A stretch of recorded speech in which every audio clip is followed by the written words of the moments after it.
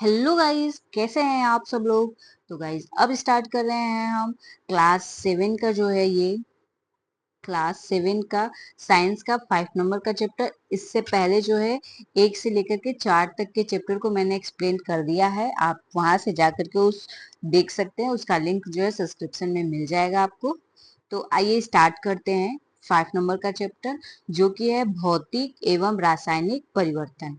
भौतिक परिवर्तन और आज हम रासायनिक परिवर्तन के बारे में पढ़ेंगे। हमारे दैनिक जीवन में क्या होता है, बहुत तरह के परिवर्तन होते रहते हैं। जैसे कि दूध से दही का जमना, दूध का खट्टा हो जाना, रबड़ बैंड का खींचना, पानी का बर्फ में बन जाना। तो इस तरह के कई सारे परिवर्तन होते रहते हैं, और उन्हीं परिवर्तनों में से कुछ जो होते हैं भौतिक परिवर्तन हो जाते हैं और कुछ रासायनिक परिवर्तन हो जाते हैं। और ये जो परिवर्तन होते हैं वो कितने प्रकार के होते हैं? 2 प्रकार के। कौन कौन से? एक भौतिक और एक रासायनिक परिवर्तन। अभी जैसे कागज के एक टुकड़े को लेकर के क्या करते हैं, उसको 4 हिस्सों में काट लेते हैं। और अब कागज के टुकड़े को काट लिया हमने, और फिर इसको वापस जो है चिपका करके, मतलब पास पास ला करके उसी तरह फिर से जो है इसको पास में रख दिए। तो जैसा ये वाला पूरा शेप था वो वैसा शेप हो गया कि नहीं? हाँ, हालांकि पहले वाले कागज के जैसे ये तो नहीं है, लेकिन इनके गुण में कोई परिवर्तन हुआ है क्या? ये काला हो गए हैं? क्या ये नीला हो गए हैं? नहीं, ये छोटे हो गए हैं, लेकिन इनके गुण में कोई परिवर्तन नहीं हुआ है। तो इस प्रकार के परिवर्तन को क्या कहेंगे? भौतिक परिवर्तन कहेंगे। एक चौक है, चौक को ले लेते हैं, उसको पानी में घोल लेते हैं, फिर उसको क्या करते हैं, एक ग्लास में डाल के, मतलब इतना एक पेस्ट बनाते हैं चाक को घोल करके, फिर उसको जो है ग्लास में डाल के पतली सी नली में डाल के उसको छोड़ देते हैं, और धूप में रख देंगे तो पानी वाष्प बन के उड़ जाता है। तो फिर से हमें चौक वापस मिल गया।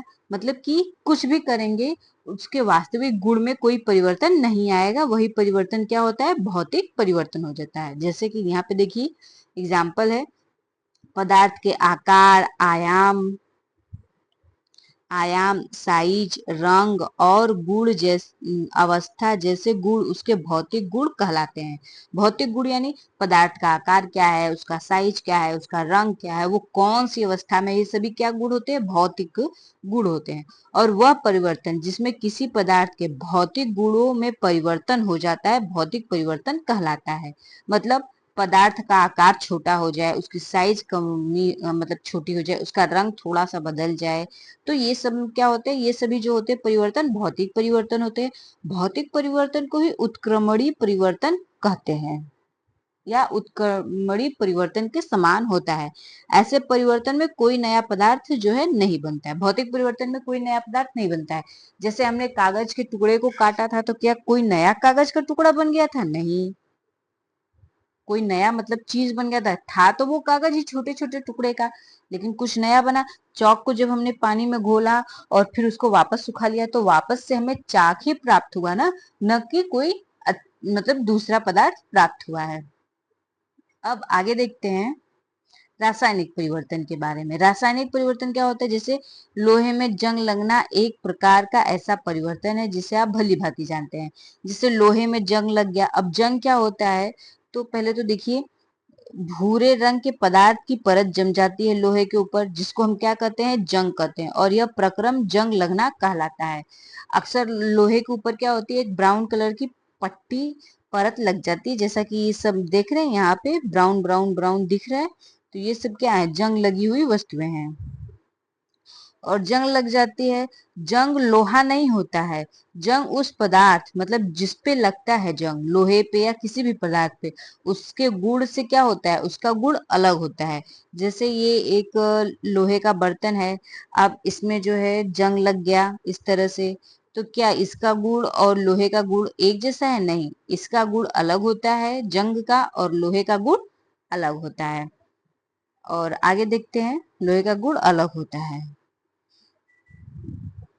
अब यहाँ पे हम लोग कैसे इस परिवर्तन को देखते हैं, समझते हैं, देख लेते हैं।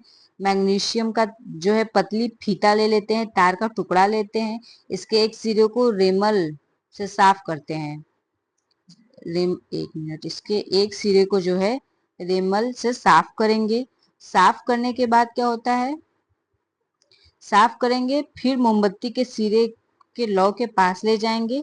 यह चमकदार श्वेत प्रकाश देती हुई जलने लगती है। पूरी तरह से जलने के बाद कुछ श्वेत पाउडर शेष रह जाता है। यह भस्म मैग्नीशियम के फीते जैसी लगती है। जैसे यहाँ पे एक हमने फीता लिया है, उसको यहाँ पे जला दिया, और जलाने के बाद क्या होता है, हमें एक श्वेत प्रकाश के साथ ये जलती है और काला पाउडर जैसा हमें मिलता है। तो क्या ये काला पाउडर जो है मैग्नीशियम के पट्टी के जैसे दिख रही है? बिल्कुल नहीं। अब ये जलने के बाद क्या हो गया, एक नया तत्व मतलब एक नई वस्तु या कुछ नया बन जाता है। तो यही क्या परिवर्तन होता है, इसी परिवर्तन को हम रासायनिक परिवर्तन कहते हैं। जैसे मैग्नीशियम हो गया Mg, ऑक्सीजन O2 ऑक्सीजन की उपस्थिति में चला तो मैग्नीशियम ऑक्साइड MgO बन गया। ठीक है। अभी भस्म को एकत्र करके इसमें जल की कुछ मात्रा मिलाते हैं और अच्छी तरह से हिला लेते, मिक्स कर लेते हैं। इसको मिक्स करने के बाद लाल लिटमस और नीले लिटमस में इसको परीक्षण करके देखते हैं।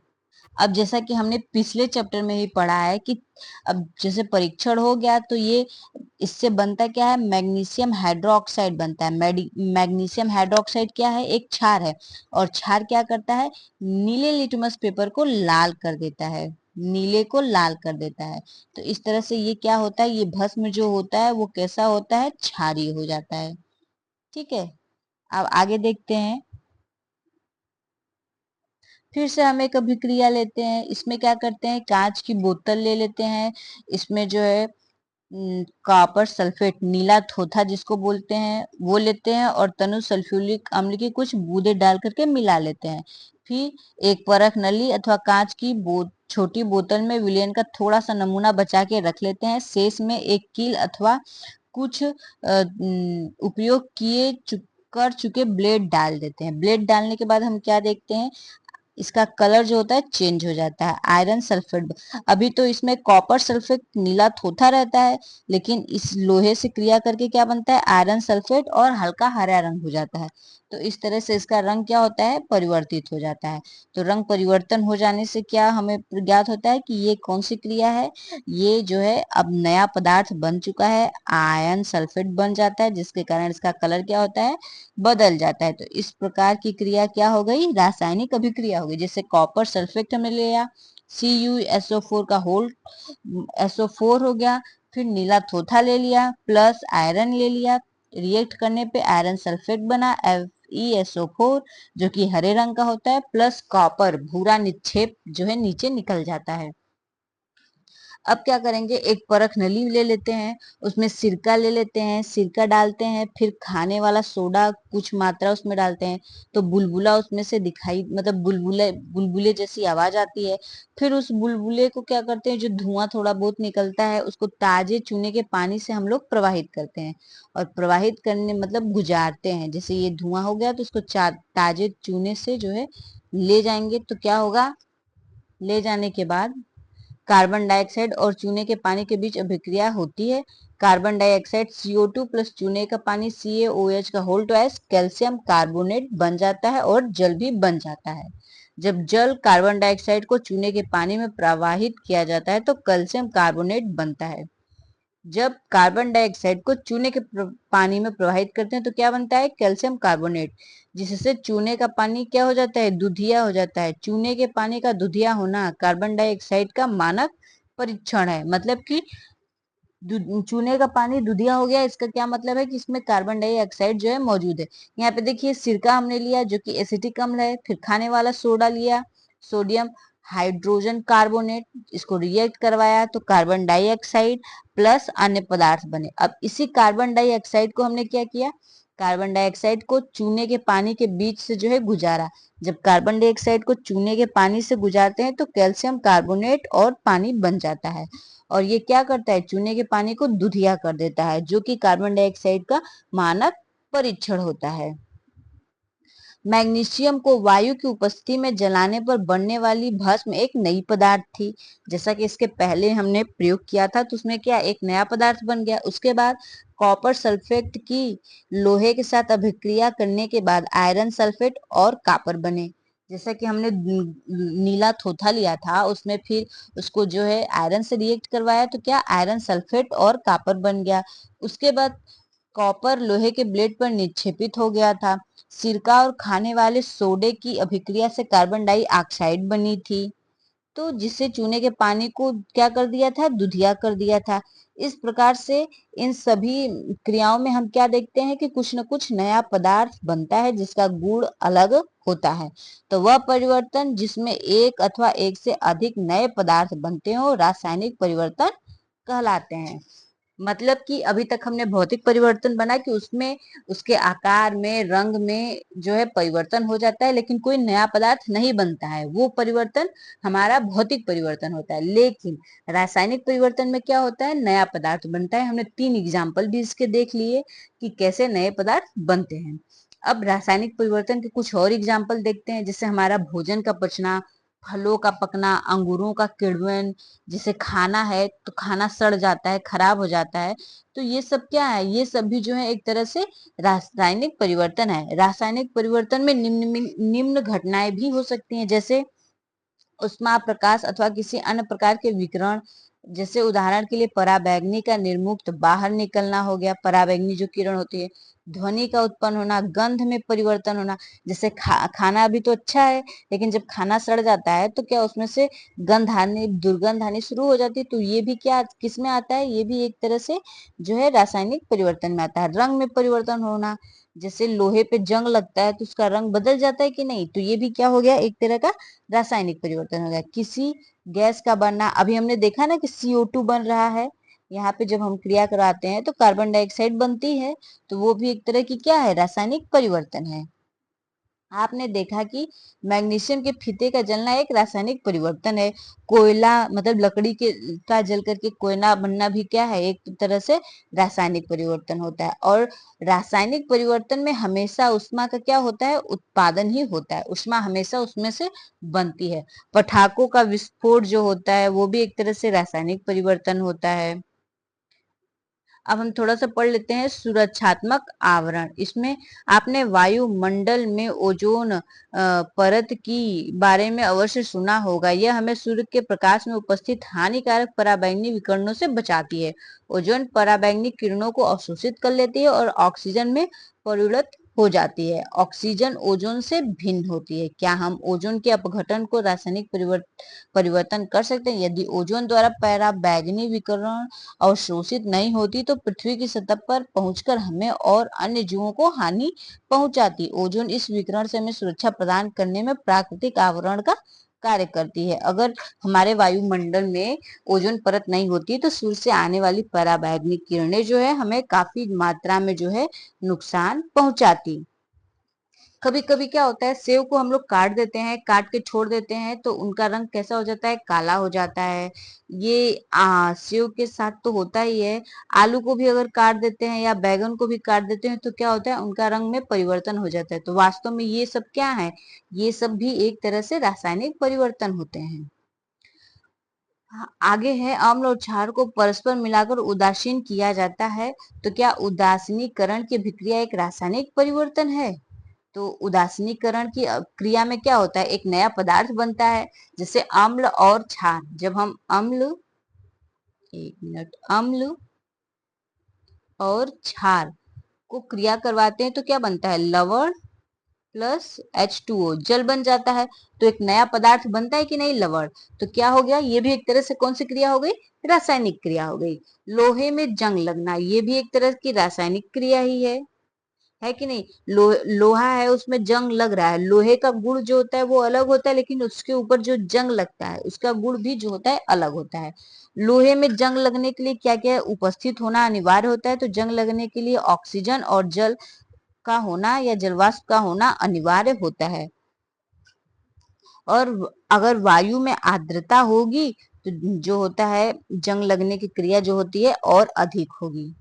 लोहे लोहे की वस्तुओं को जंग नहीं मतलब जंग लगने से बचाने के लिए क्या करना चाहिए, ऑक्सीजन और जल से बचाना चाहिए। और इसके लिए हमें क्या करना चाहिए, उसे पेंट अथवा ग्रीस की एक परत चढ़ा देनी चाहिए लोहे के ऊपर।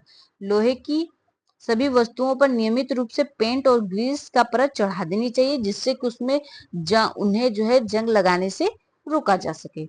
लोहे के ऊपर क्रोमियम अथवा जस्ता, जिंक जैसी किसी धातु की परत चढ़ाना है। एक उपाय और भी होता है, पहले तो पेंट कर दो, ग्रीस लगा दो, ये भी है। और साथ एक उपाय होता है कि क्या होता है, उसके ऊपर क्रोमियम और या फिर जस्ता की क्या एक परत को चढ़ा देते हैं, जिससे क्या होता है कि लोहे को फिर जंग नहीं लग पाता। और ये परत जो जिंक की जो ये परत चढ़ाते हैं, इस परत को हम लोग क्या कहते हैं, गैल्वेनाइजेशन या यसद लेपन भी इसको कहते हैं। ऐसा करने से जंग से हम लोहे को बचा सकते हैं। समुद्र में जो जहाजें होती हैं उन पे भी काफी मात्रा में ये सभी क्रियाएं की जाती हैं, मतलब गैल्वेनाइजेशन किया जाता है, लेकिन फिर भी वहां की वस्तुओं में लोहे की जो है उनमें जंग लग जाता है, क्योंकि समुद्र का पानी जो होता है बहुत ज्यादा खारा होता है, बहुत ज्यादा लवड़ी होता है। तो और भी अधिक मात्रा में उसमें जो है जंग लगने की आवश्यकता, मतलब जंग लगने लगती है। तो हर साल क्या किया जाता है, जहाज के कुछ पार्टों को हमेशा बदला जाता है। आगे है स्टेनलेस स्टील। स्टेनलेस स्टील होता है जो कि लोहे में कार्बन और क्रोमियम, निकेल तथा मैग्नीज जैसे धातु मिलाकर के बनाए जाते हैं, जिससे क्या होता है कि इसमें जंग नहीं लग पाता। अब क्रिस्टलीकरण के बारे में पढ़ेंगे। जैसे नमक क्या होता है, नमक जो है समुद्र से प्राप्त किया जाता है, वाष्पन के द्वारा पूरा समुद्र का पानी वाष्पित हो जाता है तो हमें नमक मिल जाता है। लेकिन वो नमक क्या होता है, शुद्ध होता है? नहीं, वो अशुद्ध होता है। हम उसके इस तरफ से उस तरफ नहीं देख सकते हैं, क्रिस्टलाइजेशन उसका मतलब क्रिस्टल के फॉर्म में नहीं होता है। तो एक तरह से ये क्या होता है, अशुद्ध होता है। फिर इसको शुद्ध करने के लिए क्रिस्टल बना इसको क्रिस्टलाइजेशन के द्वारा जो है हम लोग शुद्ध कर सकते हैं, और इस प्रक्रिया को ही क्रिस्टलीकरण कहते हैं, जो कि एक भौतिक परिवर्तन का उदाहरण है। क्रिस्टलीकरण क्या होता है, एक भौतिक परिवर्तन का उदाहरण होता है। अब एक एग्जाम्पल इसको ले लेते हैं। तनु सल्फ्यूरिक अम्ल की कुछ बूंदे ले लेते हैं एक बीकर में, और फिर उसको क्या करते हैं, जल को उबालना प्रारंभ कर देते हैं। और फिर इसमें जल लेते हैं, जल में तनु सल्फ्यूरिक अम्ल डालते हैं और उसको उबाल के फिर धीरे धीरे कॉपर सल्फेट उसमें डालना शुरू करते हैं। धीरे धीरे धीरे धीरे थोड़ी देर के बाद हम उसको छोड़ देते हैं, इतना घुमाते हैं, इतना डालते हैं कि कॉपर सल्फेट घुलना संभव ना हो, मतलब एकदम मैक्सिमम लेवल तक उसमें हम कॉपर सल्फेट डाल देते हैं। उसके बाद फिल्टर पेपर से छान करके उसको ठंडा होने के लिए छोड़ देंगे। छोड़ने के बाद हम क्या देखते हैं कि इसमें थोड़े बहुत जो है क्रिस्टल छोटे छोटे छोटे दिखाई देने लगते हैं इस तरह से। तो अब ये बताना है कि ये कौन सा परिवर्तन है, ये भौतिक है या रासायनिक परिवर्तन। तो ये एक तरह से कौन सा परिवर्तन है, क्रिस्टलीकरण जो होता है ये कौन सा परिवर्तन होता है, तो ये भौतिक परिवर्तन होता है। तो ये चैप्टर भी कंप्लीट हो गया। इस चैप्टर में हमने जो है रासायनिक परिवर्तन, भौतिक परिवर्तन क्या होता है, कैसे इनको हम डिफाइन करते हैं, क्या क्या माध्यम होता है, इन चीजों के बारे में पढ़ा। अब स्टार्ट करते हैं नेक्स्ट चैप्टर। अगला चैप्टर है जीवों में श्वसन, ये चैप्टर नंबर 6 है। तो आइए स्टार्ट करते हैं। सबसे पहले तो श्वसन क्या होती है वो हम जानते हैं। तो जो हम सांस लेते हैं उसी को हम श्वसन कहते हैं। इसको एक अच्छे ढंग से अगर हम कहें तो सभी सजीवों में क्या होती है, सभी सजीवों का शरीर जो होता है एक इकाई से बना होता है। उस इकाई को हम क्या कहते हैं, उस इकाई को कोशिका कहते हैं। और कोशिका क्या करती है, कोशिका जो होती है जीवों की सबसे छोटी संरचनात्मक और क्रियात्मक इकाई होती है। जीवों की प्रत्येक कोशिका पोषण, परिवहन, उत्सर्जन और जनन जैसे कुछ कार्यों को संपादित करने में कुछ न कुछ भूमिका निभाती है। इन कार्यों को करने के लिए कोशिका को ऊर्जा की आवश्यकता होती है। और ये ऊर्जा हमें कहाँ से मिलती है, तो ये ऊर्जा जो है भोजन से मिलती है। और भोजन से कब मिलती है, भोजन को जब हम खाते हैं तो फिर जब श्वसन क्रिया करते हैं तब हमें जाकर के ये ऊर्जा मिलती है। तो हम कह सकते हैं कि सभी जीवों को भोजन से ऊर्जा प्राप्त करने के लिए श्वसन की आवश्यकता होती है। श्वसन क्या होता है, श्वसन वो क्रम होता है जिसमें हम सांस के द्वारा वायु को शरीर के अंदर ले जाते हैं और फिर बाहर छोड़ते हैं। जब हम वायु को अंदर लेते हैं तो उसमें ऑक्सीजन की मात्रा जो होती है सर्वाधिक होती है, तो इस प्रकार हम कह सकते हैं कि हम ऑक्सीजन को अंदर लेते हैं, फिर हम सांस छोड़ते हुए वायु को शरीर से बाहर निकालते हैं। तो जब वायु को शरीर से बाहर निकालते हैं तो उसमें कार्बन डाइऑक्साइड की जो होती है मात्रा क्या होती है, अधिक होती है। तो इस तरह हम कह सकते हैं कि कार्बन डाइऑक्साइड जो है हमारे शरीर से बाहर निकलता है। यही वायु को अंदर लेना और बाहर निकालने की जो प्रक्रिया होती है, इसी को हम क्या कहते हैं, श्वसन कहते हैं। अच्छा, श्वसन कहते हैं। फिर जब ऑक्सीजन हमारे अंदर जाता है तो शरीर के प्रत्येक भाग में जाता है जहाँ की कोशिका होती है, और कोशिका ऑक्सीजन भोजन के विखंडन में सहायता करती है। कोशिकाओं में ऑक्सीजन क्या करता है, भोजन के विखंडन में सहायता करता है, और जब भोजन का विखंडन होता है तो ऊर्जा निकलती है। इस क्रिया को क्या कहते हैं, कोशिकीय श्वसन कहते हैं। सभी जीवों की कोशिकाओं में कोशिकीय श्वसन होता है। जितने भी जीव होते हैं सबकी जो है कोशिकाओं में कोशिकीय श्वसन होता है। कोशिका के अंदर भोजन, ग्लूकोज, ऑक्सीजन का उपयोग करके कार्बन डाइऑक्साइड और जल में विघटित हो जाता है। मतलब कोशिका क्या करती है, कोशिका के अंदर भोजन जो है ग्लूकोज ऑक्सीजन से क्रिया करता है, कार्बन डाइऑक्साइड बनाता है, जल में विघटित हो जाता है और ऊर्जा भी निकलती है। इस तरह को हम इसको इस तरह से ग्लूकोज का ऑक्सीजन के द्वारा विखंडन क्या कहलाता है, वायवीय श्वसन कहलाता है। लेकिन यही श्वसन जो है ऑक्सीजन की अनुपस्थिति में अगर हो तो इसे अवायवीय श्वसन कहेंगे। जैसे कि यहाँ पे देखिए ग्लूकोज है, ऑक्सीजन की उपस्थिति में ग्लूकोज क्या हो रहा है, विखंडित हो रहा है। विखंडित होने पे कार्बन डाइऑक्साइड बना रहा है, जल बना रहा है और ऊर्जा निकल रही है।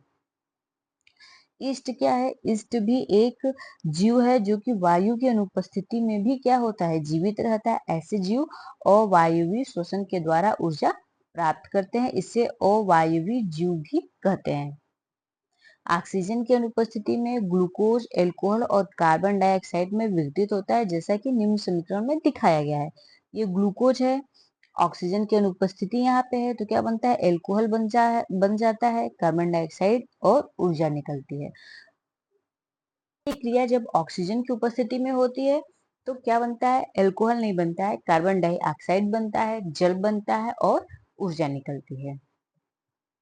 हमारी पेशी कोशिकाएं भी अवायवीय रूप से श्वसन कर सकती हैं, लेकिन ऐसा केवल थोड़े समय के लिए ही कर सकती हैं। हमारा जो शरीर है ये भी, इनकी जो कोशिकाएं होती है ये भी जो है पेशी कोशिकाएं, ये भी कैसे श्वसन करती हैं, अवायवीय श्वसन करती हैं, लेकिन सिर्फ थोड़े समय के लिए। जैसे कि मतलब ऑक्सीजन की अस्थायी रूप से आप जब कमी हो जाती है तो उसकी आपूर्ति के लिए ये अवायवीय श्वसन करती हैं। जैसे कि हम लोग बहुत तेज दौड़ते हैं या भारी वजन उठाते हैं, तो इन सब कामों के लिए ऊर्जा की क्या होती है, अधिक आवश्यकता होती है। लेकिन ऊर्जा उत्पन्न करने के लिए हमारे शरीर में ऑक्सीजन की आपूर्ति सीमित होती है। ऐसी स्थिति में क्या होता है, पेशी कोशिकाएं अवायवीय को श्वसन के द्वारा ऊर्जा की अतिरिक्त मांग को पूरा करती हैं। ग्लूकोज है, पेशी में क्या होता है, ग्लूकोज उपस्थित होता है, ऑक्सीजन की उपस्थिति में ये रिएक्ट करता है और लैक्टिक अम्ल और ऊर्जा बनाता है। तो इसे अवायवीय मतलब अवायवीय प्रोसेस के द्वारा जो होती है श्वसन करती है या अवायवीय श्वसन करते हैं। इससे क्या होता है, लैक्टिक जो अम्ल निकलता है इससे शरीर में ऐंठन होने लगता है। जैसे हम लोग व्यायाम करते हैं, अत्यधिक व्यायाम कर लेते हैं तो क्या होने लगता है कि शरीर में ऐंठन होने लगता है, दर्द होने लगता है। क्यों दर्द होने लगता है, क्योंकि इस क्रम में क्या होता है, जो ग्लूकोज होता है वो विखंडित होकर के आंशिक रूप से विखंडित होता है और विखंडित होकर के लैक्टिक अम्ल और कार्बन डाइऑक्साइड बनाता है। और लैक्टिक अम्ल का संचयन जो होता है पेशियों में होने लगता है, जिससे क्या होता है, ऐंठन ऐंठन या दर्द कह सकते हैं कि दर्द होने लगता है। अब इससे छुटकारा पाने के लिए गर्म पानी से नहाना चाहिए या शरीर की अच्छे से मालिश करनी चाहिए, जिससे कि ऐंठन या दर्द में आराम मिलता है। ऐसा क्यों होता है, क्योंकि गर्म पानी से या फिर शरीर के मालिश से क्या होता है, रक्त संचरण बढ़ जाता है। जब रक्त संचरण बढ़ जाता है तो इससे पेशी कोशिकाओं को ऑक्सीजन की आपूर्ति बढ़ जाती है। जब ऑक्सीजन की आपूर्ति बढ़ जाती है तो लैक्टिक अम्ल का जो है कार्बन डाइऑक्साइड और जल में पूर्ण रूप से विघटन हो जाता है। ठीक है। अब आगे हम देख लेते हैं श्वसन। श्वसन क्या होता है? तो हमने जैसे कि पहले पढ़ा कि जब हम क्या करते हैं, ऑक्सीजन से समृद्ध वायु को अंदर खींचना या ग्रहण करना और कार्बन डाइऑक्साइड से समृद्ध वायु को बाहर निकालना ही क्या होता है? श्वसन होता है। ऑक्सीजन ऑक्सीजन से समृद्ध वायु को शरीर के अंदर लेना अंतर श्वसन और कार्बन डाइऑक्साइड से समृद्ध वायु को बाहर निकालना उच्छ्वसन कहलाता है। यह एक सतत प्रक्रिया होती है, मतलब लगातार होती रहती है। हम लगातार जो है वायु को अंदर लेते हैं और बाहर निकालते रहते हैं। यह क्रिया जीवन पर्यंत में चलती रहती है। कोई व्यक्ति 1 मिनट में कितनी बार श्वसन करता है, यह उसकी श्वसन दर कहलाती है। श्वसन दर जो होती है लगभग सभी की एक समान होती है, लेकिन कुछ ना कुछ अंतर होता ही है। मतलब हर व्यक्ति के हिसाब से उनका श्वसन दर होता है। एक ही व्यक्ति का श्वसन दर जो है अलग अलग हो सकता है। कैसे हो सकता है? वो व्यक्ति आराम से बैठा है तो उसका श्वसन जो है अलग हो जाएगा, लेकिन अगर वही व्यक्ति जो है दौड़ रहा है या कोई भारी काम कर रहा है तो उसकी श्वसन दर जो होती है बढ़ जाती है। आगे देखते हैं, जब किसी व्यक्ति को अतिरिक्त ऊर्जा की आवश्यकता होती है तो वह तेजी से श्वसन करने लगता है। इसके परिणाम स्वरूप हमारी कोशिकाओं को अधिक ऑक्सीजन की आपूर्ति होती है। यह भोजन के विघटन की दर को बढ़ा देती है, जिससे अधिक ऊर्जा निर्मुक्त होती है। मतलब जब हम या आप तेज दौड़ते हैं तो क्या होता है, दौड़ने से शरीर को जो है ज्यादा ऊर्जा की आवश्यकता होती है और उसकी आपूर्ति ऊर्जा के लिए क्या करते हैं, हम लंबी लंबी जल्दी जल्दी सांस लेते हैं, जिससे कि ऑक्सीजन ज्यादा मात्रा में शरीर के अंदर जाने लगता है और इससे क्या होता है, भोजन का विघटन तेजी से होने लगता है, जिससे हमें ज्यादा ऊर्जा मिलती है। हमें भूख क्यों लगती है? क्योंकि जैसे जैसे हमारे शरीर को ऊर्जा की आवश्यकता होती है वैसे वैसे हमें भूख लगना शुरू हो जाता है। आगे है, हम श्वास कैसे लेते हैं? तो सामान्यतः हम अपने नथुनों, नाक से नासा के द्वार कह सकते हैं जिसको से वायु को अंदर ले जाते हैं। जब हम वायु को अंतर श्वसन द्वारा अंदर लेते हैं तो यह हमारे नथुनों से नासा गुहा में चली जाती है। नासा गुहा से वायु श्वसन नली से होकर हमारे फेफड़ों, फुसफुस में जाती है। फेफड़े वक्ष गुहा में स्थित एक बड़ी पेशीय परत जो वक्ष गुहा में स्थित होते हैं। वक्ष गुहा पार्श्व में पेशियों से घिरी होती है। एक बड़ी पेशीय परत जो कि डायाफ्राम मध्य पट कहलाती है, वक्ष गुहा को आधार प्रदान करती है। श्वसन में डायाफ्राम और पसलियों से बने पिंजर की गति सम्मिलित है। आइए पहले देख लेते हैं यहाँ क्या होता है। नासा गुहा से हम लोग जो है श्वसन करते हैं, वायु को अंदर लेते हैं। धीरे धीरे ये श्वास नली से अंदर जाती है, ये हमारा डायफ्राम हो जाता है और ये जो हड्डी है ये पसली होती है। ये डायफ्राम जो होता है फूल, यहीं से हम लोग श्वसन करते हैं। फेफड़े से होते हुए वायु जो है डायफ्राम तक आती है और ये इस साइड भी इस तरह से जो है पसलियां रहती हैं जो कि डायफ्राम को और फेफड़े को सुरक्षित करती हैं। आगे देखते हैं, अंतर श्वसन के समय पसलियां ऊपर और बाहर की ओर गति करती हैं। जब अंतर श्वसन करते हैं मतलब हम जब सांस भरते हैं तो पसलियां क्या होती है, बाहर की तरफ फैलने लगती हैं और डायाफ्राम, ये जो डायाफ्राम है ये अंदर की तरफ सिकुड़ने लगता है। और जब हम सांस को बाहर करते हैं मतलब वायु को बाहर निकालते हैं तो उससे क्या होता है, पसलियां जो होती है अंदर को सिकुड़ने लगती है, डायफ्राम फैलने लगता है। यहीं पे कि डायफ्राम जो होता है फैलने लगता है। यहाँ पे पसलियां नीचे, जब उच्छ्वसन के समय पसलियां नीचे की ओर आ जाती हैं जबकि डायफ्राम ऊपर की ओर अपनी पूर्व स्थिति में आ जाता है। मतलब पहले क्या होता है, डायफ्राम नीचे खिसक जाता है जब हम सांस अंदर लेते हैं और जब हम बाहर निकालते हैं तो पसलियां जो है सिकुड़ने लगती हैं और डायफ्राम ऊपर की तरफ खिसक आता है। इससे वक्ष गुहा का आयतन कम हो जाता है, इस कारण वायु फेफड़ों से बाहर धकेल दी जाती है। मतलब हम लोग जब सांस लेते हैं तो डायफ्राम नीचे होता है जिससे कि सांस जो है आसानी से फेफड़ों के अंदर धीरे धीरे आ जाती है और जब श्वास छोड़ते हैं तो क्या होता है, पसलियां नीचे की ओर चली जाती हैं और डायफ्राम ऊपर की तरफ आने आ जाता है जिससे कि फेफड़े से वायु क्या होती है, बाहर निकल जाती है। थोड़ा सा ये पढ़ लेते हैं। हमारे आसपास की वायु अनेक प्रकार के अवांछित कण जैसे धूम, धूल, पराग आदि होते हैं। जब हम अंतर शोषण करते हैं तो ये कण हमारी नासा गुहा में उपस्थित रोमों में फंस जाते हैं। यद्यपि कभी कभी ऐसे कण नासा गुहा को पार चले जाते हैं, तब ये गुहा की कोमल परत को उत्तेजित करते हैं, जिसके परिणाम स्वरूप हमें क्या आती है, छींक आती है। छींक आने से अवांछनीय कण वायु के साथ बाहर निकल आते हैं। इस प्रकार केवल स्वच्छ वायु ही हमारे शरीर में प्रवेश कर पाती है। सावधानी बरतें। जब आप छींकते हैं तो अपनी नाक को ढक लें, जिससे आपके द्वारा बाहर निकाले गए कणों को अन्य व्यक्तियों द्वारा श्वसन के समय ग्रहण न कर लिया जाए। तो मतलब जब हम क्या करते हैं, हम श्वास लेते हैं, धूल वूल में जाते हैं, तो हमारे नाक में जो होती है छोटे छोटे रोम होते हैं, छोटे छोटे जो होते बाल होते हैं, जो क्या करते हैं, धूल गर्दे को रोक लेते हैं। लेकिन कभी कभी क्या होता है, कुछ कण अंदर चले जाते हैं, तो जो कण अंदर चले जाते हैं वो छींक से बाहर आ जाते हैं। ये डायफ्राम है। जब हम सांस जो है भरते हैं तो ये डायफ्राम इस तरह से नीचे आ जाता है, और जब हम सांस छोड़ते हैं तो ये डायफ्राम इस तरह से ऊपर चला जाता है। यहाँ पे यही बताया गया है। अब आगे देख लेते हैं। आगे है, हम उच्छ्वसन में बाहर क्या निकालते हैं। मतलब हम जब श्वास बाहर छोड़ते हैं तो उस समय हम क्या बाहर निकालते हैं। तो क्या हम उस समय तो हम जब सांस लेते हैं तो ऑक्सीजन लेते हैं, और जब छोड़ते हैं तो कार्बन डाइऑक्साइड बाहर निकालते हैं। लेकिन तो क्या सिर्फ कार्बन डाइऑक्साइड ही रहता है, तो नहीं, उसके साथ साथ गैसों का मिश्रण भी बाहर निकलता है। कभी कभी क्या होता है, जब हम दर्पण के सामने सांस को छोड़ते हैं तो दर्पण पे धूध एक सतह बन जाती है, धुंधली थी सी। ये किसके वजह से होता है, ये जो होता है नमी के कारण होता है। मतलब हम जब सांस छोड़ते हैं तो उसके साथ कुछ जलवाष्प भी हमारे शरीर से बाहर निकलता है। जब हम सांस अंदर लेते हैं तो सिर्फ ऑक्सीजन ही नहीं लेते हैं, अन्य गैसों को भी लेते हैं, लेकिन उसमें सबसे ज्यादा मात्रा जो होती है सिर्फ ऑक्सीजन की होती है, जिसके कारण हम ये कह सकते हैं कि हम ऑक्सीजन अंदर लेते हैं।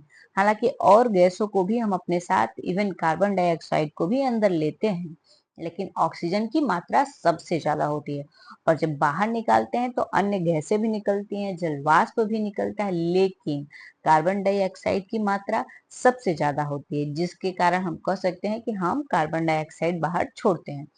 अन्य जंतुओं में श्वसन। अब हम पढ़ेंगे कि कुछ जंतु श्वसन कैसे करते हैं। जैसे गाय, भैंस, बकरी, ये सभी मनुष्य, ये सभी कैसे श्वसन करते हैं, फेफड़े के माध्यम से करते हैं। लेकिन काकरोच कैसे श्वसन करता है, तो काकरोच के शरीर के पार्श्व भाग में छोटे छोटे छिद्र होते हैं। अन्य कीटों के शरीर में भी इस प्रकार के छिद्र होते हैं। ये छिद्र श्वास रंध्र कहलाते हैं। कीटों में गैस के विनिमय के लिए वायु नलियों का जाल बिछा होता है, जो श्वास प्रणाल या वातक कहलाते हैं। अब यहाँ से क्वेश्चन आ सकता है कि कीटों में श्वसन कैसे होता है। तो कीटों में श्वसन जो होता है वो छोटे छोटे छिद्रों के माध्यम से होता है, जिन्हें हम श्वास रंध्र भी कहते हैं। और इनके पूरे शरीर में श्वास रंध्र की एक जाल बिछी होती है, जिसे श्वास प्रणाल या वातक कहते हैं। यहाँ पे देखिए, अंतस्रावित और उच्छ्वसित वायु में ऑक्सीजन और कार्बन डाइऑक्साइड का प्रतिशत। जब हम ऑक्सीजन को लेते हैं, मतलब अपने अंदर वायु को लेते हैं, तो उसमें कार्बन डाइऑक्साइड भी रहती है और ऑक्सीजन भी रहती है, लेकिन ऑक्सीजन 21% होती है, कार्बन डाइऑक्साइड 0.04% होती है। तो हम ये कह सकते हैं कि हम सिर्फ ऑक्सीजन लेते हैं। जब हमारे शरीर में ऑक्सीजन आ जाती है, फेफड़े में चली जाती है, और जब फेफड़े से बाहर निकलती है तो उसमें 16.4% ही ऑक्सीजन होता है और 4.4% कार्बन डाइऑक्साइड होता है। हालांकि यहाँ भी ऑक्सीजन की मात्रा अधिक है, लेकिन लेते समय कार्बन डाइऑक्साइड की मात्रा लगभग न के बराबर थी, और यहाँ पे 4.4 के बराबर है। तो उस रेशियो से अगर देखें तो कार्बन डाइऑक्साइड की मात्रा क्या हो, ज्यादा है। तो इस कारण हम कह सकते हैं कि कार्बन डाइऑक्साइड हम बाहर निकाल रहे हैं। अब यहाँ से भी क्वेश्चन आ सकता है कि श्वास में कितने प्रतिशत ऑक्सीजन ग्रहण करते हैं, तो 21% ऑक्सीजन को ग्रहण करते हैं, और सांस को बाहर निकालते समय कितनी, मतलब वायु को बाहर छोड़ते समय कितने प्रतिशत ऑक्सीजन उपस्थित होता है, तो 16.4% ऑक्सीजन और 4.4% कार्बन डाइऑक्साइड उपस्थित होता है। ये हमने पढ़ा था, समृद्ध वायु रंध्रों से श्वास जाकर शरीर में ऊतकों में विकसित होती है। ये कि किस तरह से जो है काकरोच या कीट श्वास करते हैं, उन्हीं चीजों के बारे में है। श्वास नाल मतलब कीटों में जो छेद पाए जाते हैं उसी से वो अपना जो है श्वास लेते हैं। केचुआ कैसे श्वास लेता है? तो केचुआ जो है अपनी त्वचा से श्वास लेता है। केचुआ जो है अपनी त्वचा से श्वास लेता है। उसकी त्वचा क्या होती है? आर्द्र और श्लेष्मीय मतलब चिपचिपी सी होती है, जिसमें गैसों का आगमन आसानी से होता है। यद्यपि मेढक जो है मनुष्य के भांति फेफड़े से सांस लेता है, लेकिन वो पानी में जब होता है तो अपनी त्वचा से भी सांस ले सकता है। और उसकी त्वचा आर्द्र और श्लेष्मीय मतलब आर्द्र मतलब नमी युक्त, श्लेष्मयी मतलब चिपचिपी सी होती भी है। मतलब मेढक, यहाँ से क्वेश्चन आ सकता है कि मेढक किस तरह सांस लेता है? फेफड़े से। तो मेढक मनुष्यों की तरह फेफड़े से भी सांस लेता है और अपनी त्वचा से भी सांस ले सकता है। जल में शोषण, जल में रहने वाले जंतु कैसे शोषण करते हैं? जैसे मछली, मछली क्या करती है? गिल, अपने गलफड़े जिसको बोल सकते हैं, गिल या क्लोम से क्या करती है? सांस लेती है। इसमें क्लोम से कैसे सांस लेती है? तो क्लोम की जो त्वचा होती है वो बाहर की ओर निकली हुई रहती है, और एक मिनट, बाहर की ओर निकली होती है, और इसमें जो है रक्त वाहिनियों की संख्या जो होती है बहुत अधिक होती है, जो कि गैस में विनिमय में सहायता करती है। तो पानी में जो वायु घुली हो रहती है, गलफड़े से क्या होती है? गलफड़े के माध्यम से उसमें से वायु को सोख लेती है, जिससे कि मछलियां पानी में भी सांस ले सकती हैं। अब बात करते हैं पादप की। क्या पादप भी शोषण करते हैं? तो बिल्कुल, हमने अभी पढ़ा है कि पादप प्रकाश संश्लेषण के द्वारा जो है भोजन बनाते हैं और शोषण भी करते हैं। तो पादप क्या होता है? ये वायु में ऑक्सीजन अंदर लेते हैं और कार्बन डाइऑक्साइड को निर्मुक्त करते हैं। तो चूंकि हमने अभी रेशियो पढ़ा ना कि पादप में क्या होता है, पादप में थोड़ा ये चीज उल्टा होता है कि पादप में कार्बन डाइऑक्साइड की मात्रा अधिक होती है। जब वो प्रकाश संश्लेषण करते हैं तो कार्बन डाइऑक्साइड अधिक मात्रा में लेते हैं, हालांकि ऑक्सीजन भी लेते हैं लेकिन वो कम मात्रा में लेते हैं। तो ऑक्सीजन, चूंकि उन्हें ऊर्जा चाहिए और भोजन का विघटन करने के लिए ऑक्सीजन की उपस्थिति जरूरी होती है, तो इसलिए ऑक्सीजन अंदर लेते हैं और कार्बन डाइऑक्साइड बाहर निकालते हैं। इनकी कोशिकाओं में भी ऑक्सीजन का उपयोग अन्य जीवों की भांति ही ग्लूकोज के कार्बन डाइऑक्साइड और जल में विघटन करने के लिए किया जाता है। जैसा कि अभी हमने पढ़ा ना कि जैसे जंतुओं में होता है, उसी तरह पादपों में भी होता है कि इनके अंदर जो ग्लूकोज है उसका विघटन कैसे होगा? ऑक्सीजन से। तो जब ये ऑक्सीजन मतलब कार्बन डाइऑक्साइड अधिक मात्रा में लेते हैं, ऑक्सीजन भी लेते हैं, और ऑक्सीजन क्या करता है? ग्लूकोज का विघटन करता है, जिससे कार्बन डाइऑक्साइड बनता है और जल बनता है। तो फिर ये क्या करते हैं? ऑक्सीजन को भी बाहर निकालते हैं और कार्बन डाइऑक्साइड को भी बाहर निकालते हैं। पादप में प्रत्येक अंग वायु के स्वतंत्र रूप से ऑक्सीजन ग्रहण करके कार्बन डाइऑक्साइड को निर्मुक्त कर सकता है। मतलब स्वतंत्र रूप से जो है इस चीज को कर सकता है। पादप की पत्तियों में ऑक्सीजन और कार्बन डाइऑक्साइड के विनिमय के लिए सूक्ष्म छिद्र होते हैं, जिसे रंध्र कहते हैं। पादप अपने पत्तियों के माध्यम से छोटे छोटे रंध्र होते हैं, जिनसे वो ऑक्सीजन को अंदर लेता है और बाहर छोड़ता है, मतलब वायु अंदर लेता है और बाहर निकालता है। इस तरह से क्या होता है कि पादप भी श्वसन की क्रिया करते हैं। पादप की अन्य सभी कोशिका एक मिनट पादप की अन्य सभी कोशिकाओं की भांति ही मूल कोशिका को भी ऊर्जा उत्पन्न करने के लिए ऑक्सीजन की आवश्यकता होती है। मूल मृदा कणों के बीच के खाली स्थान वायु अवकाशों में उपस्थित वायु से ऑक्सीजन लेते हैं। मूल कण मतलब कि जो मूल रोम होते हैं मेन उनका, तो वो क्या करते हैं कि मृदा के जो अंदर होते हैं, जड़ें जो होती हैं वो मृदा के अंदर होती हैं, और मृदा में उपस्थित वायु को क्या करते हैं? सोख लेते हैं, क्योंकि उनको भी जो है भोजन मतलब ऊर्जा के लिए, भोजन के विघटन के लिए, ग्लूकोज के विघटन के लिए ऑक्सीजन की आवश्यकता होती है। तो इस तरह से वो वहां पे उपस्थित ऑक्सीजन का यूज करते हैं। तो अब ये भी अध्याय जो है कंप्लीट हो चुका है। इसमें हमने श्वसन के बारे में पढ़ा कि जैसे मेढक किस तरह से शोषण करता है, केचुआ कैसे शोषण करता है, जल में रहने वाले जंतु कैसे शोषण करते हैं, ये सब चीजों के बारे में पढ़ा। मनुष्य कैसे शोषण करता है। अब स्टार्ट करते हैं नेक्स्ट चैप्टर। अगला चैप्टर है चैप्टर नंबर 7, जो कि है जंतुओं और पादप में परिवहन। तो इसमें हम पढ़ेंगे कि हमारे शरीर में या फिर पेड़ पौधों में परिवहन कैसे होता है। परिवहन किस चीज का? खून का, ब्लड का, और भी जो मिनरल्स वगैरह हैं, उन ऑक्सीजन का, उन सभी का परिवहन कैसे होता है। तो आइए स्टार्ट करते हैं।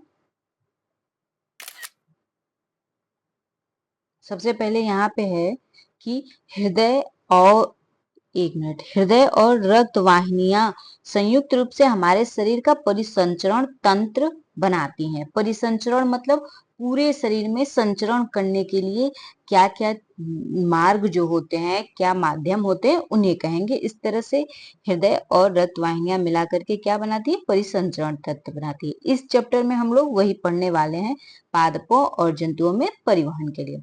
तो आइए स्टार्ट करते हैं। परिसंचरण तंत्र। परिसंचरण तंत्र में पहली पॉइंट है रक्त। रक्त क्या होता है? तो रक्त क्या होता है? रक्त एक लाल रंग का तरल पदार्थ होता है जो कि रक्त वाहिनियों में प्रवाहित होता रहता है। यह पाचित भोजन को क्षुद्रांश यानी कि छोटी आंत से शरीर के अन्य भागों तक ले जाता है। फेफड़ों से ऑक्सीजन को भी रक्त ही जो है शरीर की अन्य कोशिकाओं तक ले जाता है। रक्त में शरीर में से अपशिष्ट पदार्थों को बाहर निकालने के लिए उनका परिवहन भी करता है। मतलब हमारे शरीर का लगभग सारा कार्य कौन करता है? रक्त, परिसंचरण का। जैसे कि हम रक्त किस तरह का होता है? लाल रंग का होता है, जो कहाँ बहता है? रक्त वाहिनियों में बहता है। ये भोजन को जो है पाचित जो हो जाता है भोजन, उसको छोटी आंत में ले जाता है, फिर छोटी आंत से शरीर के अन्य भाग में ले जाता है। फेफड़ों में ऑक्सीजन कौन ले जाता है? रक्त ही ले जाता है। और शरीर के अन्य अंग तक भी जो है रक्त ही ले जाता है ऑक्सीजन। और तो और हमारे शरीर में जितने भी अपशिष्ट पदार्थ बनते हैं, उन सभी का परिसंचरण कौन करता है? कौन ले जाता है? तो रक्त ही उन सभी का परिवहन करता है। रक्त एक तरल से बना होता है जिसे प्लाज्मा कहते हैं। रक्त किससे बना होता है? अब यहाँ से ये पॉइंट आ सकती है। तो रक्त जो है एक तरल से बना होता है जिसे हम प्लाज्मा कहते हैं। इसमें विभिन्न प्रकार की कोशिकाएं निलंबित रहती हैं। मतलब इसमें क्या होता है? विभिन्न प्रकार की कोशिकाएं रहती हैं। रक्त में कौन कौन सी कोशिका होती है, पहले जान लेते हैं। रक्त में एक लाल रक्त कोशिका होती है जिसको हम आरबीसी बोलते हैं, रेड ब्लड सेल। और एक श्वेत रक्त कोशिका होती है, डब्ल्यूबीसी, व्हाइट ब्लड सेल जिसको बोलते हैं। तो पहले हम जानेंगे लाल रक्त कोशिका के बारे में। ये लाल रंग का होता है। ये लाल रंग का क्यों होता है? लाल रंग इसका होने का क्या कारण है? तो इसमें उपस्थित हीमोग्लोबिन इसका मुख्य कारण होता है। हीमोग्लोबिन की उपस्थिति में इसका रंग कैसा होता है? लाल रंग का होता है। और ये हीमोग्लोबिन क्या कार्य करता है? तो यही हीमोग्लोबिन जो है ऑक्सीजन को अपने साथ संयुक्त रूप से शरीर के सभी अंगों तक ले जाता है। हीमोग्लोबिन की कमी हो जाने पर क्या होता है? शरीर की जो कोशिकाएं होती हैं वो अच्छे से या कुशलता पूर्वक ऑक्सीजन का प्रदान नहीं कर पाती हैं, या करना उनके लिए कठिन हो जाता है। अब पढ़ते हैं श्वेत रक्त कणिका के बारे में। ये कैसी होती हैं? ये व्हाइट कलर की होती है और इनका मुख्य कार्य जो होता है रोगाणुओं को नष्ट करना होता है। ये हमारी प्रतिरोधक क्षमता को बढ़ाती हैं, हमारे शरीर में अनचाहे रोगाणुओं को नहीं आने देती हैं, प्रवेश नहीं करने देती हैं। आगे है रक्त का थक्का भी बनता है। कई बार जब चोट लग जाती है तो वहां पे हमें रक्त का थक्का दिखाई देता है। ये रक्त का थक्का क्यों बनता है? तो ये रक्त का थक्का जो होता है प्लेटलेट्स के कारण बनता है। ये जो रक्त का थक्का होता है वो किसके कारण बनता है? तो प्लेटलेट्स के कारण बनता है। तो इस रक्त के थक्के जमने वाले तत्व को हम क्या कहेंगे? प्लेटलेट कहेंगे। अब आगे पढ़ेंगे रक्त वाहिनियां। शरीर के विभिन्न प्रकार की रक्त वाहिनियां होती हैं जो कि रक्त को शरीर में एक स्थान से दूसरे स्थान तक क्या करती हैं? ले जाती हैं। आप जानते हैं कि अंतर श्वसन मतलब जब हम सांस लेते हैं तो उस समय ऑक्सीजन जो है हमारे फेफड़ों के अंदर जाता है, और रक्त इस ऑक्सीजन का परिवहन शरीर के अन्य भागों तक करता है। ठीक है, आगे है साथ ही रक्त कोशिकाओं से कार्बन डाइऑक्साइड सहित अन्य सभी अपशिष्ट पदार्थों को बाहर ले आता है। इस रक्त को वापस हृदय में लाया जाता है जहां से ये फेफड़ों में जाता है। फेफड़ों से कार्बन डाइऑक्साइड बाहर निकाल दी जाती है, जैसा कि हमने पिछले अध्याय में पढ़ा था। इसी प्रकार शरीर में दो प्रकार की वाहिनियां पाई जाती है, धमनी और शिरा। तो पहले हम रक्त वाहिनियों के बारे में पढ़ लेते हैं कि क्या कैसे पूरा परिसंचरण होता है। तो सबसे पहले क्या होता है कि रक्त जो होता है वो हम जब सांस लेते हैं तो हमारे अंदर क्या जाता है, ऑक्सीजन जाता है। ऑक्सीजन जाता है तो रक्त उस ऑक्सीजन को जो है हमारे फेफड़ों तक ले जाता है। फेफड़ों तक ले जाने के बाद शरीर के अन्य अंगों तक ले जाता है। फिर उसके बाद रक्त वापस आता है और कार्बन डाइऑक्साइड युक्त जो होता है रक्त उसको फेफड़ों तक लाता है और वहां से फिर कार्बन डाइऑक्साइड को क्या करता है, बाहर निकालता है। शरीर में कितने प्रकार की रक्त वाहिनियां पाई जाती हैं, तो दो प्रकार की। कौन? एक धमनी और एक शिरा। धमनी क्या होती है? धमनी जो होती है वो हृदय से ऑक्सीजन समृद्ध रक्त को शरीर के सभी भागों में ले जाती है। मतलब धमनी जो कार्य करती है वो रक्त ले जाने का कार्य करती है, लेकिन उस रक्त में क्या होता है, ऑक्सीजन की मात्रा ज्यादा होती है, या ऑक्सीजन युक्त रक्त हमारे शरीर के हृदय फेफड़े से अन्य भागों तक ले जाती है। चूंकि रक्त प्रवाह जो होता है वो तेज होता है और अधिक दाब पर होता है। मतलब जब हम हमारे अंदर रक्त प्रवाह आता है, जब हम सांस लेते हैं तो उस समय क्या होता है, वो काफी तीव्र होता है, तेज होता है और उसका दाब भी ज्यादा होता है, जिस कारण धमनियों की जो दीवारें होती हैं, भित्तियां होती हैं, वो मोटी और प्रत्यास्थ होती है। मोटी मतलब मोटी और प्रत्यास्थ मतलब कि फैलने वाली, जैसे रबड़ होता है ना प्रत्यास्थ, उस तरह से। तो इस तरह से धमनियों की दीवारें कैसी होती हैं, ये भी इंपॉर्टेंट है। तो धमनियों की दीवारें जो भित्तियां होती हैं वो मोटी और प्रत्यास्थ होती हैं। और धमनियों में रक्त का प्रवाह कैसा होता है, तो तेज और अधिक दाब वाला होता है। और आगे अब पढ़ेंगे, उससे पहले देख लेते हैं स्पंदन क्या होता है। स्पंदन गति, जैसे कि जब हम अपने हाथ की नसों को टच करते हैं तो उसमें जो है धक धक हमें महसूस होता है, जैसे कि कुछ उछड़ रहा हो, इस तरह से। तो वो क्या होता है, वही जो होता है स्पंदन, उससे कहते हैं नाड़ी स्पंदन। अब बात कर लेते हैं कि स्पंदन एक स्वस्थ व्यक्ति में, एक वयस्क और स्वस्थ व्यक्ति में स्पंदन जो होता है वो कितना, सामान्य दर उसका क्या होता है, तो 72 से 80 स्पंदन प्रति मिनट होती है। मतलब एक मिनट में 72 से लेकर के 80 स्पंदन हो जाता है शरीर में एक स्वस्थ व्यक्ति के। हमने पढ़ लिया किसके, धमनियों के बारे में। अब हम बात करेंगे शिराओं के बारे में। शिराएं क्या होती हैं, वे रक्त वाहिनियां यानी जिनमें रक्त बहता है, जो कार्बन डाइऑक्साइड समृद्ध रक्त को शरीर के सभी भागों से वापस हृदय में ले आए, शिराएं कहलाती हैं। धमनियां और शिराएं में क्या अंतर होता है, धमनियों में क्या होता है, रक्त तो जाता ही है लेकिन ऑक्सीजन युक्त रक्त जाता है, जबकि शिराओं में भी रक्त रहता है लेकिन कार्बन डाइऑक्साइड युक्त रक्त रहता है। शिराओं की भित्तियां यानी कि जो दीवारें होती हैं वो अपेक्षाकृत क्या होती है, पतली होती हैं। शिराओं में ऐसे वाल होते हैं जो रक्त को केवल हृदय की ओर प्रवाहित होने देते हैं। मतलब शिराओं में वाल होते हैं कि रक्त क्या हो, सिर्फ हृदय की तरफ जाए, न कि शरीर के अन्य अंगों की तरफ जाए। जैसा कि यहाँ पे हम देख सकते हैं, ये हमारा शिरा है, ये शिरा हो गया और ये फुसफुस धमनी। तो यहाँ से पहले फेफड़े से रक्त जो है हृदय के पास आता है, यहाँ से पंप होता हुआ धीरे धीरे धीरे धीरे शरीर के अन्य भाग तक जाता है, कोशिकाओं से होते हुए फिर शिरा के माध्यम से धीरे धीरे जो है वापस हृदय में जाता है और यहाँ से फिर बाहर आ जाता है कार्बन डाइऑक्साइड। अब आगे देखेंगे कि आपको धमनियां अन्य छोटी वाहिनियों में विभाजित होती दिखाई देती हैं। तो यहाँ पे देख रहे हैं, यहाँ पे जो धमनियां हैं छोटी छोटी केशिकाओं के रूप में विभाजित हैं। तो इसे क्या कहेंगे, विभाजित होती दिखाई देती हैं। ऊतकों में पहुंचकर ये पुनः अत्यधिक पतली नालियों में विभाजित हो जाएंगी, जिन्हें केशिकाएं कहते हैं। केशिकाएं पुनः मिलकर शिराओं को बनाती हैं जो रक्त को हृदय से बाहर ले जाता है। मतलब पहले धमनियां जो होती है मोटी बड़ी हो, मतलब मोटी और प्रत्यास्थ होती हैं, लेकिन धीरे धीरे क्या होती है, इस तरह से पतली पतली हो जाती है, उसके बाद फिर से जुड़ करके शिरा बन जाती हैं।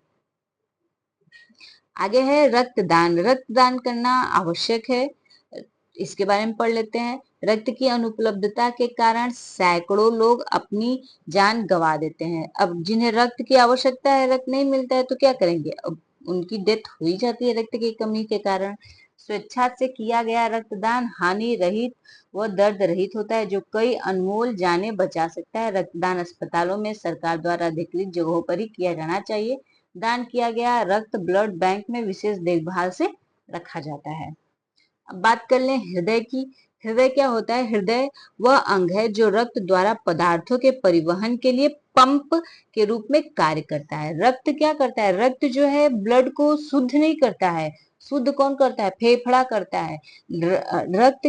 हृदय क्या होता है? हृदय जो रक्त को पंप करता है, मतलब कि शरीर के अन्य भागों तक जो है रक्त पहुंच सके, उसके लिए पंपिंग का कार्य करता है और निरंतर करता रहता है।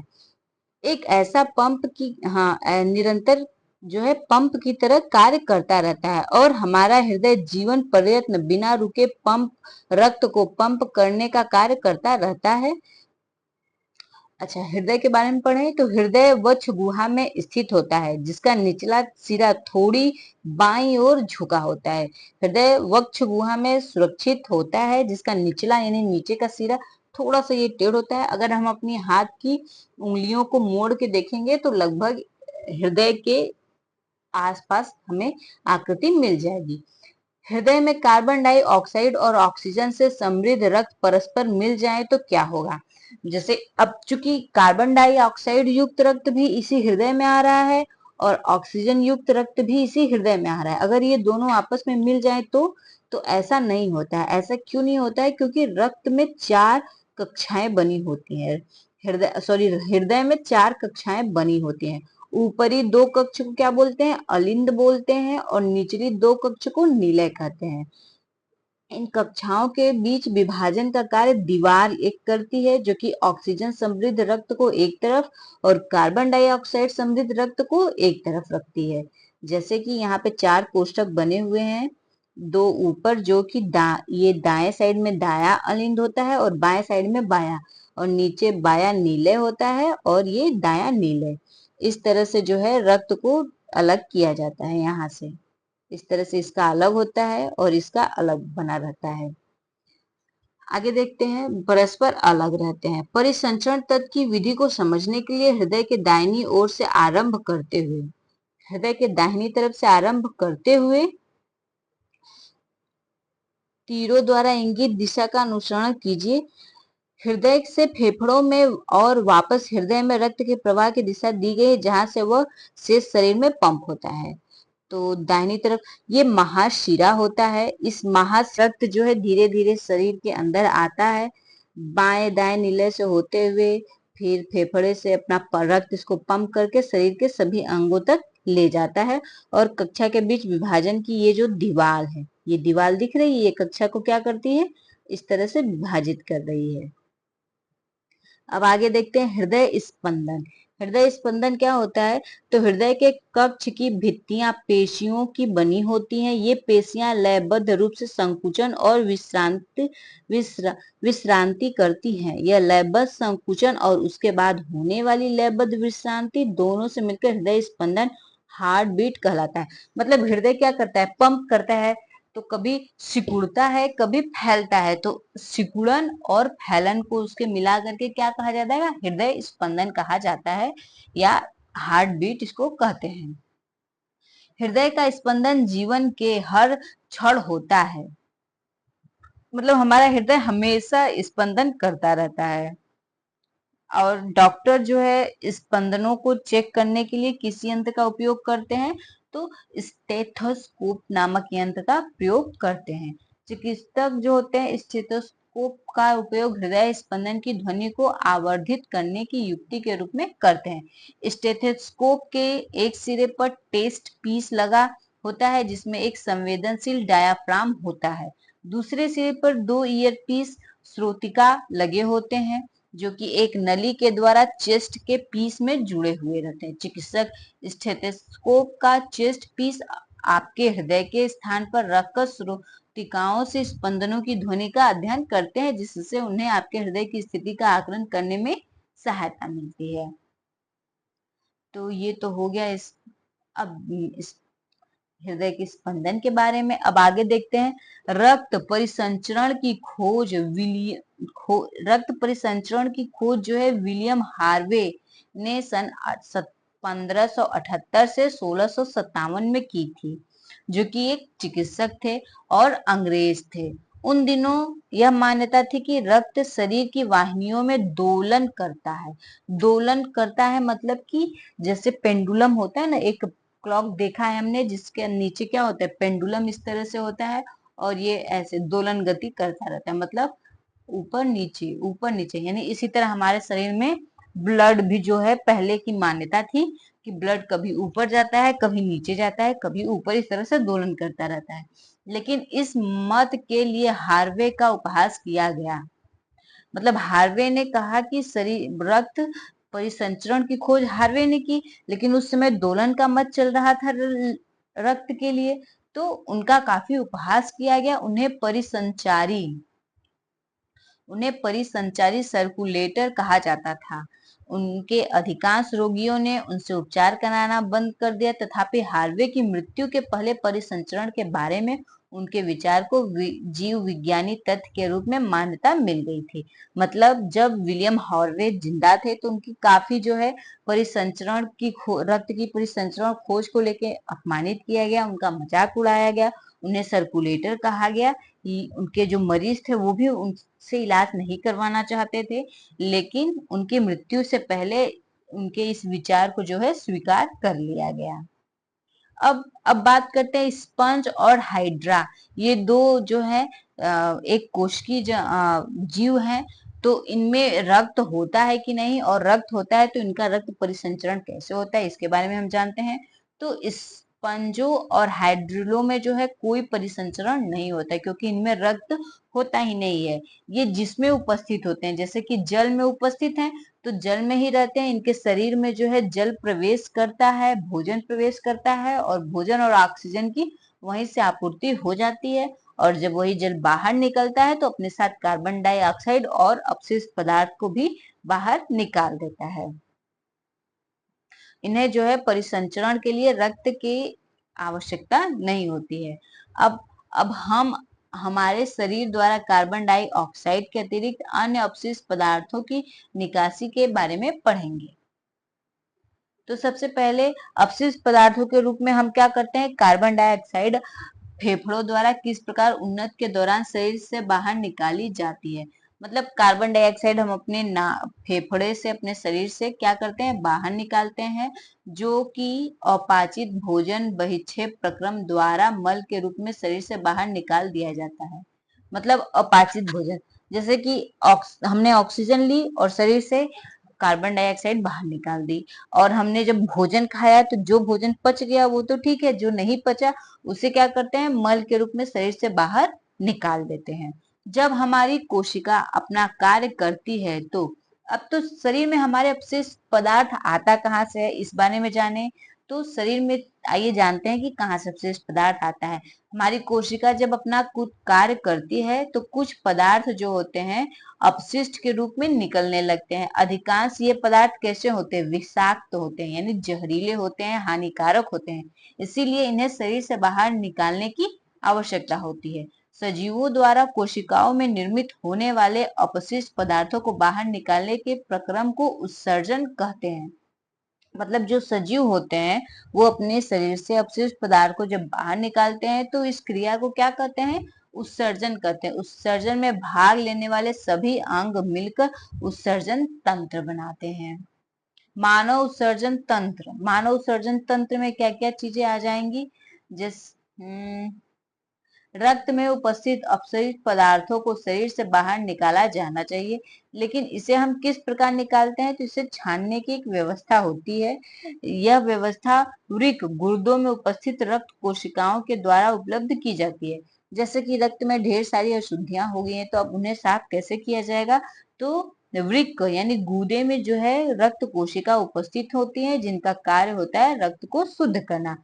जब रक्त दोनों वृक्कों में पहुंचता है तो इसमें उपयोगी और हानिकारक दोनों प्रकार के पदार्थ होते हैं। मतलब जब ब्लड हमारा वृक्क में पहुंचता है तो वहां पे दोनों ब्लड के अंदर जो है दोनों प्रकार के तत्व होते हैं। एक तो हानिकारक होता है और एक क्या होता है, उपयोगी होता है। तो उपयोगी पदार्थों को रक्त में पुनः अवशोषित कर लिया जाता है।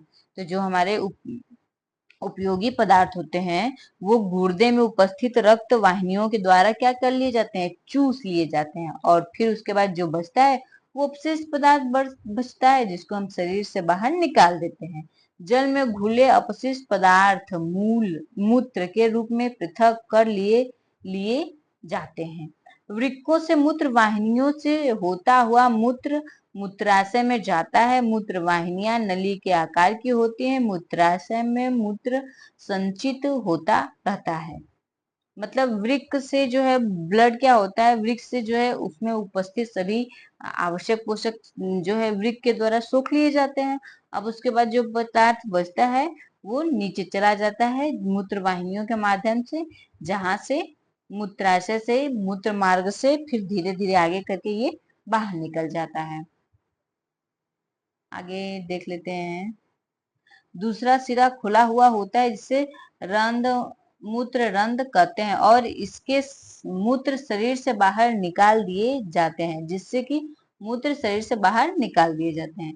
वृक्क मूत्र वाहिनियों तथा मूत्राशय और मूत्र मार्ग सम्मिलित रूप से उत्सर्जन तंत्र बनाते हैं। कौन कौन? वृक्क हो गया, मूत्र वाहिनियां हो गई, और मूत्राशय हो गया, और मूत्र मार्ग। ये जो है मिल करके क्या बनाते हैं, मिल करके उत्सर्जन तंत्र को बनाते हैं। कोई व्यक्ति सामान्यतः 24 घंटे में 1 से 1.8 लीटर मूत्र क्या करता है, त्याग देता है। मूत्र में 95% जल होता है, 2.5% यूरिया होती है। 2.5% क्या होती है, यूरिया होती है। आगे है, हम सभी का अनुभव है कि गर्मियों में हमें पसीना श्वेत आता है। श्वेत में जल और लवण दोनों होते हैं, मतलब पसीने में क्या होता है, जल होता है और लवण दोनों मिक्स होता है। मतलब जब गर्मी के मौसम में देखते हैं, जब हमें पसीना निकलता है तो कपड़े पे कई जगह सफेद सफेद धब्बे हो जाते हैं, तो इन धब्बों में उपस्थित लवणों के कारण जो होता है शरीर में हमारे धब्बे बनने लगते हैं। शरीर में मतलब कि कपड़ों के ऊपर जो है धब्बे दिखाई देने लगते हैं। घड़े में पानी रखा जाता है, और जो घड़े में पानी रखा जाता है वो पानी क्या होता है, ठंडा होता है। क्यों? क्योंकि घड़े में क्या होते हैं, छोटे छोटे छिद्र बने होते हैं। एक एक सेकंड। घड़े में घड़े में छोटे छोटे जो है छिद्र बने होते हैं। घड़े में छिद्र होते हैं जिससे पानी रिस कर क्या होता है, सतह पे आ जाता है, और फिर वही पानी वाष्पित हो जाता है जिससे अंदर की जो जल होती है वो ठंडी रहती है। कभी कभी किसी व्यक्ति के वृक्क काम करना बंद कर देते हैं। ऐसा किसी संक्रमण अथवा चोट के कारण हो सकता है। बचने की संभावना या बचने की संभावना कम होती है। तो ऐसे व्यक्तियों के लिए क्या होता है, कृत्रिम तरीके से जो है वृक्क बनाकर नियमित रूप से अपशिष्ट पदार्थों को छान लिया जाता है। तो उसके जीवन का काल क्या होता है, बढ़ने की संभावना होती है, मतलब वो और अधिक जी सकता है। इस विधि को, जिसमें रक्त को कृत्रिम रूप से शुद्ध किया जाता है, उसे डायलिसिस कहते हैं। अब आगे है, जंतुओं के शरीर से अपशिष्ट रसायनों के निष्कासन की विधि जल की उपलब्धता पर निर्भर करती है। जैसे कि मछली जैसी जलीय जंतु कोशिका के अपशिष्ट उत्पादों को अमोनिया के रूप में उत्सर्जित करते हैं, जो सीधे जल में घुल जाती है। पक्षी, पर छिपकली, सर्प जैसे कुछ जंतु अपने शरीर से अपशिष्ट पदार्थों का उत्सर्जन अर्ध घन सेमी सॉलिड पदार्थ के रूप में करते हैं, जो मुख्यतः श्वेत सफेद रंग का यौगिक यानी कि यूरिक अम्ल होता है। मानव द्वारा उत्सर्जित पदार्थों में यूरिया प्रमुख है। मतलब कि जानवर भी जो देते हैं उनमें यूरिया की मात्रा रहती है, और जो मनुष्य बनाता है उसमें यूरिया की मात्रा सबसे ज्यादा होती है। अब आगे पढ़ेंगे पादपों में परिवहन।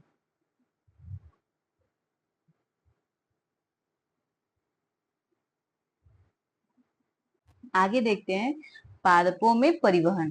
पादपों में परिवहन कैसे होता है? तो पादप जो होते हैं अपने जड़ों मूलों के द्वारा मृदा से जल और खनिज पोषक तत्वों को अवशोषित कर लेते हैं और पत्तियों तक उपलब्ध कराते हैं, पत्तियों तक ले जाते हैं। पत्तियां जल और कार्बन डाइऑक्साइड का उपयोग करके प्रकाश संश्लेषण करके पौधों के लिए क्या बनाती हैं? भोजन बनाती हैं। सभी जीवों का भोजन उनके लिए ऊर्जा का स्रोत होता है।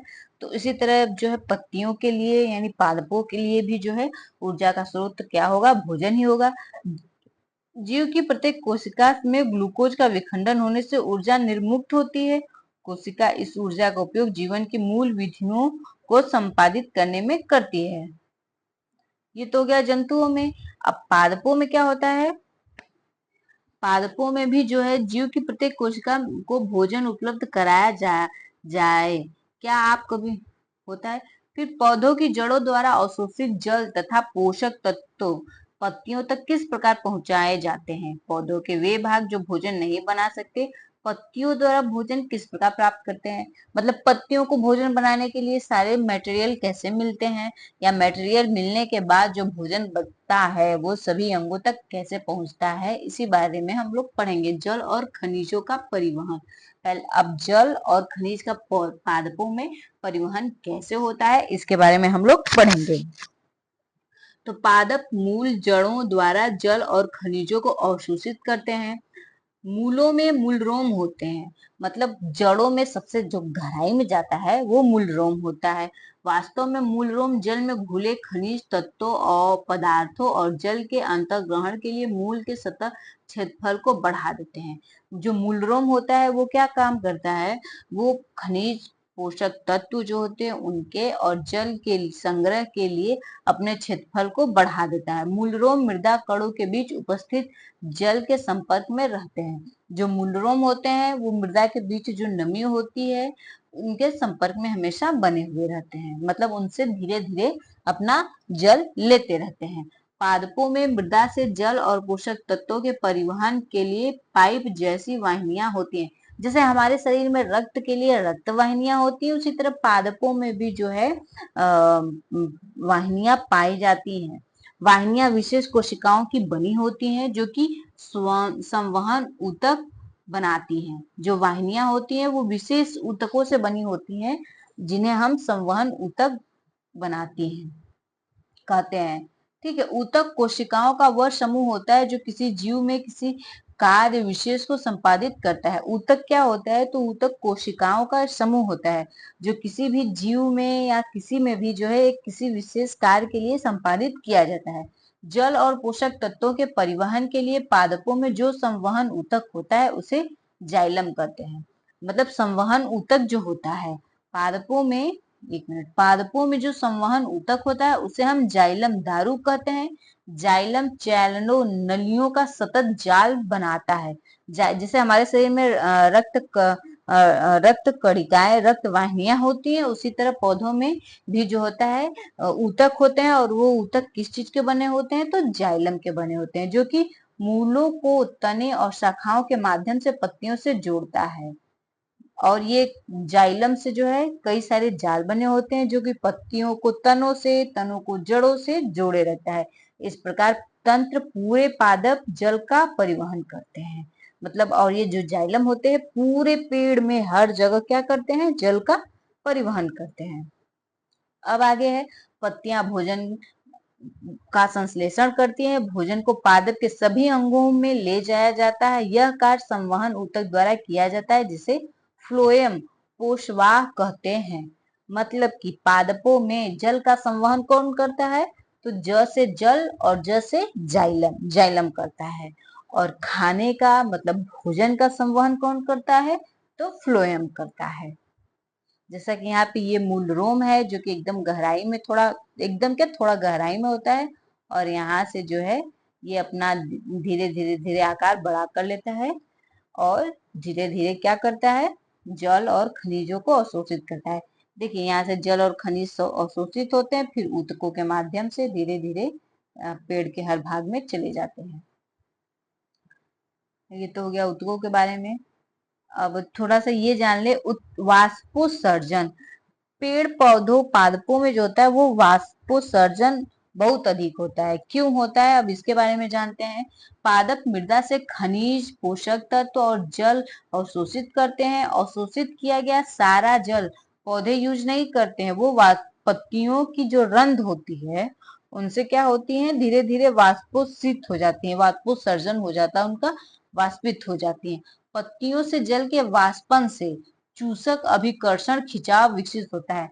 मतलब पत्तियों से क्या होता है, जल जब वाष्पित होने लगता है तो उस पेड़ में जो है अभिकर्षण यानी चूसक बल जो है विकसित हो जाता है। जिससे होता क्या है, जैसे कि हम लोग स्ट्रा से पानी खींचते हैं ना, तो वैसे ही जब पत्तियों से जल जो है अवशोषित होना शुरू होता है तो वहां से खिंचाव बढ़ने लगता है ऊपर की तरफ, जिससे क्या होता है कि पूरे पेड़ में पानी और खनिज पोषक तत्व जो होते हैं क्या पहुंचते रहते हैं। विशाल वृक्षों में बहुत अधिक ऊंचाई तक जल का अभिकर्षण यानी खिंचाव होता है। वाष्पोत्सर्जन पादप को क्या रखता है, ठंडा बनाए रखने में सहायक होता है। अब जब वाष्पोत्सर्जन हो रहा है, मतलब जो पहले का पानी है वो भाप बन के उड़ रहा है, दूसरा पानी आ रहा है, तो इस तरह से पेड़ क्या रहते हैं, ठंडा रहते हैं। वो उनको ठंडा बनाए रखने में क्या करते हैं, सहायता करते हैं। तो ये भी हमारा चैप्टर कंप्लीट हो गया। उम्मीद करती हूँ कि आपको हमारा ये वीडियो जो है अच्छा लगा होगा। अगर अच्छा लगा है तो चैनल को लाइक कर लीजिएगा। चैनल को ये वीडियो आपको कैसा लगा हमें जरूर बताइएगा। तो वीडियो अच्छा लगा होगा तो चैनल को सब्सक्राइब कर लीजिएगा, वीडियो को लाइक कर दीजिएगा और कमेंट भी कर लीजिएगा। इसकी पीडीएफ जो है आपको टेलीग्राम पे मिल जाएगी, आप वहां से जाकर के इसको डाउनलोड कर सकते हैं। थैंक यू दोस्तों।